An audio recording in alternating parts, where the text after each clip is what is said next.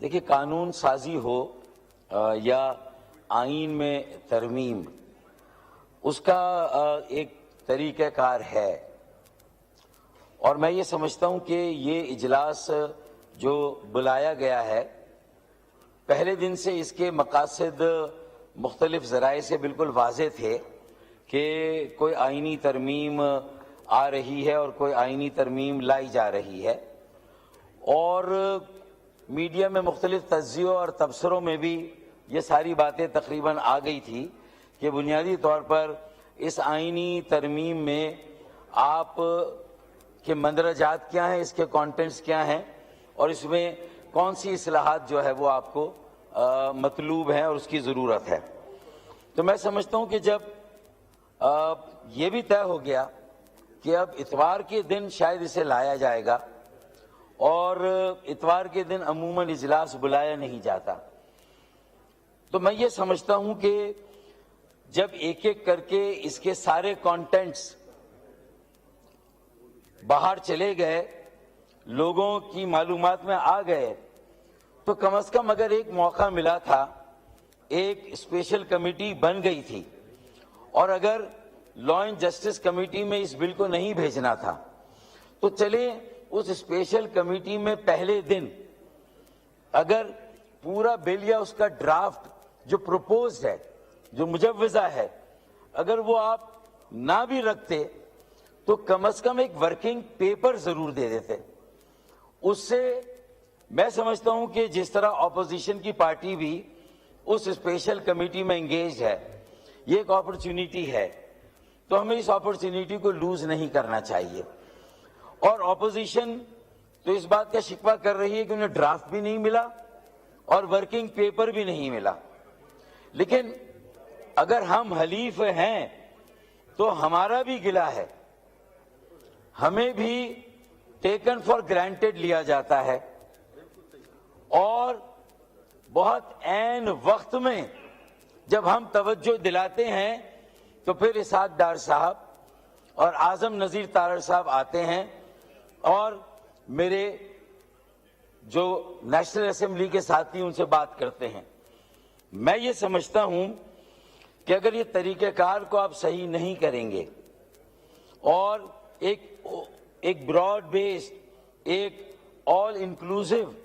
Approach نہیں کریں گے، تو یہ جو اہم اصلاحات ہیں، لانگ پینڈنگ ہے، جن کے مقاصد پہ میں نے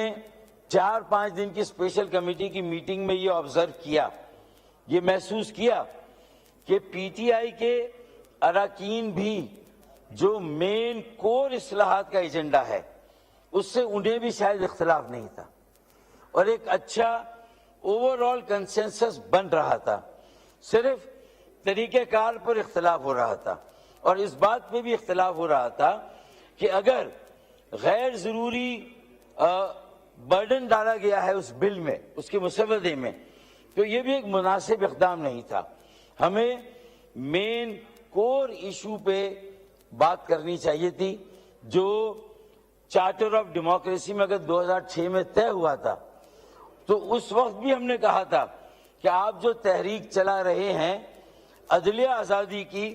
وہ ججوں کی آزادی کی جو تحریک ہے، وہ عدلیہ کی آزادی کی تحریک نہیں ہے، اور بعد میں اس کے نتائج سامنے آئے۔ مولانا فضل الرحمان اور جے یو آئی نے بھی یہ بات کی تھی، اور ایم کیو ایم پاکستان نے بھی اس وقت متنبہ کیا تھا کہ دیکھیں یہ تحریک آخر میں جا کے آپ کے گلے پڑے گی، کیونکہ آپ نے بنیادی ریفارمز کی بات نہیں کی، آپ نے اس ملک میں جمہوریت کی بنیاد کو مضبوط کرنے کے لیے اگر کوئی ڈرافٹڈ بل اور کوئی ٹھوس تجویز اسپیشل کمیٹی ہو، سینٹ ہو، قومی اسمبلی ہو، یا یہاں جتنی بھی جماعتیں ہیں، اگر کسی نے دیا ہے تو وہ ایم کیو ایم پاکستان نے دیا ہے، اور یہ بلدیاتی سطح پر شہری مقامی حکومت کو خود مختار، با اختیار، مؤثر اور با وسیلہ بنانے کا بل ہے۔ میں اپنے پی ٹی آئی کے ساتھیوں سے کہوں گا کہ اگر کوئی اور مسودہ آپ کے پاس نہیں ہے، کم از کم ایک ڈرافٹ اور ایک مسودہ تو آپ کے پاس ہے نا، تو آپ کم از کم اس سے آغاز کریں، 140 کے اختیارات دیں، ورنہ آپ جتنی اصلاحات کریں گے، چاہے وہ عدالتی نظام کی اصلاحات ہوں، چاہے آپ معاشی اصلاحات کی بات کریں، چاہے معاشرتی اصلاحات کی بات کریں، آخر میں جا کے آپ فرسٹریٹ ہوں گے پھر. And always what we do is too little too late. صوبائی خود مختاری بھی آپ نے کب ایڈریس کرنا شروع کی؟ جب آپ نے دیکھا کہ آپ کا پارلیمانی نظام بھی اپنے پیروں پہ کھڑا نہیں ہے. مرکز مضبوط پاکستان کی ضمانت نہیں ہے، مضبوط صوبے مضبوط پاکستان کی ضمانت ہوگی. اور آج یہ ثابت ہو رہا ہے کہ مضبوط صوبے بھی مضبوط پاکستان کی ضمانت ثابت نہیں ہوئے. مضبوط ضلع، مضبوط بلدیاتی ادارے اور مضبوط شہر ہی مضبوط پاکستان کی ضمانت ہوں گے. اس لیے میرا یہ کہنا ہے کہ کم از کم اسے بھی جو آئینی ترمیم آ رہی ہے اس میں ایم کیو ایم کے شہروں، ضلعوں، مقامی اور شہری حکومت کو مضبوط بنانے کے لیے، انہیں بااختیار بنانے کے لیے، انہیں مؤثر اور باوسیع بنانے کے لیے یہ کم از کم اسے بھی اس آئینی ترمیم کا حصہ بنایا جائے، اور جو کوئی ایشو ہے اس پر توجہ دی جائے. اس کے علاوہ مزید چیزیں اس میں شامل نہ کی جائے، اور خدایا ایم کیو ایم کو بھی اب ٹیکن فار گرانٹیڈ نہ لیا جائے. ہم آپ کے پارٹنر ضرور ہیں، ہم پی ایم ایل این نہیں ہیں، ہمارا اپنا وجود ہے، اپنی اکائی ہے. اور رانا ثناء اللہ صاحب اگر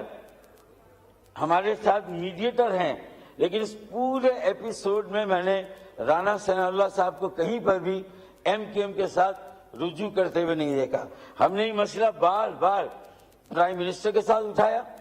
سارے جو ہمارے مذاکرات اس میں اٹھایا، لیکن اس کے باوجود بھی آپ کے یہاں سے اس بات کی کریکشن نہیں ہوئی ہے. تو خدا اس کو ٹھیک کریں، اور اپوزیشن کو بھی یہ موقع دیں کہ جو طریقہ اپنایا جاتا ہے وہ ٹھیک ہو، اور اس میں انکلوسیو کریں،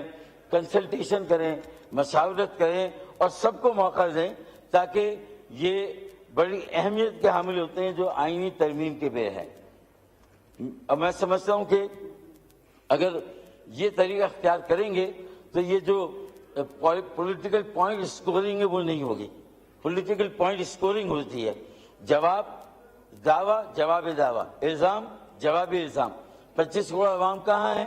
مہنگائی کہاں ہے، بے روزگاری کہاں ہے، تیل، بجلی، گیس کی قیمتیں کہاں چلی گئی ہیں،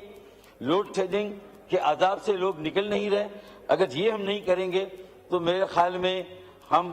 ایک بار پھر بہت بڑا نقصان اٹھائیں گے. دیکھیں، آپ نے کنسنسس کب بنایا تھا 73 کے آئین کے لیے بھی؟ جب مشرقی پاکستان الگ ہو گیا. کاش اس کی علیحدگی سے پہلے یہ کنسنسس بنتا. جو ان کے 6 نکات تھے اس پر ہم توجہ دیتے تو مشرقی پاکستان بھی شاید الگ نہیں ہوتا. آج ہمیں بہت ذمہ داری کے ساتھ آگے بڑھنا ہے. اب ہمارے پاس جو ہے وہ گنجائش نہیں ہے، اب کوئی ٹرین آنے والی نہیں ہے. یہ آخری ٹرین ہے جو اسٹیشن پر لگی ہے. وآخر الدعوانا ان الحمدللہ رب العالمین. جی محمود خان اچکزئی صاحب.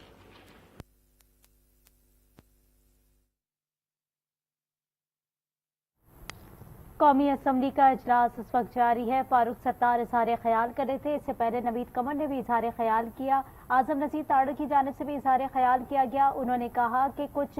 چیزیں ایسی ہیں جو کہ ہونی چاہیے